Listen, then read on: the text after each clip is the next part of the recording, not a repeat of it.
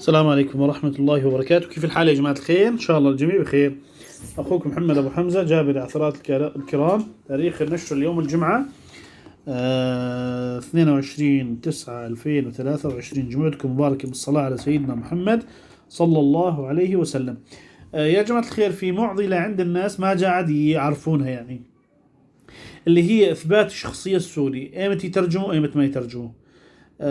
طبعا إثبات الشخصية السوري مطلوب، ما إذا كان عندك دفتر عيلة سوري أو تركي مطلوب بإدارة الهجرة، ومطلوب ترجمة ونوترة، إلا في حالات. طبعا إثبات الشخصية السوري لتحديث البيانات بإدارة الهجرة في تركيا أو في إسطنبول خاصة.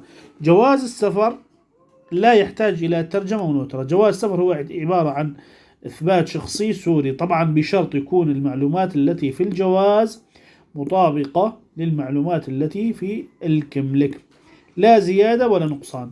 في حال ما كانت مطابقة جواز السفر لا تفرجيه للموظف أبدا، نصيحة لوجه الله تعالى. تمام. ما في جواز سفر في هوية السورية تكفي ترجمة ونوترة.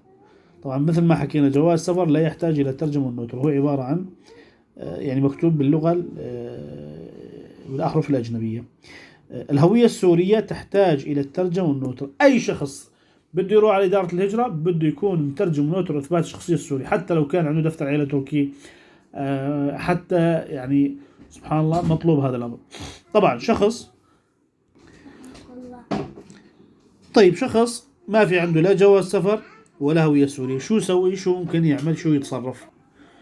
في عندك حلين إذا ما عندك جواز سفر أو هوية سورية. إما توصي على إخراج قيد، وهذا أفضل، وحتى يعتبر توصي على إخراج قيد من سوريا مصدق من الخارجية بسوريا ومن القنصلية باسطنبول، القنصلية السورية باسطنبول، القنصلية بدورها تاخذ لك إياه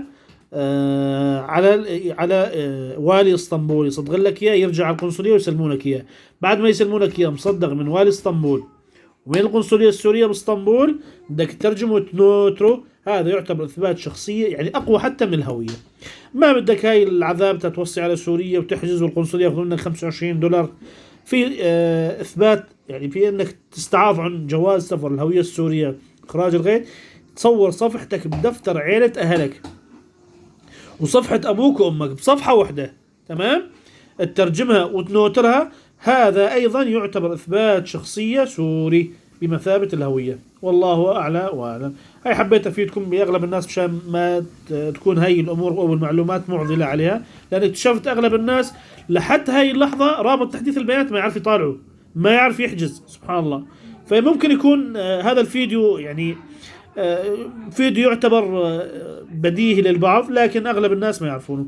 هاي إثبات بعنوان الإثبات الشخص السوري لتحديث البيانات في إدارة الهجرة في إسطنبول.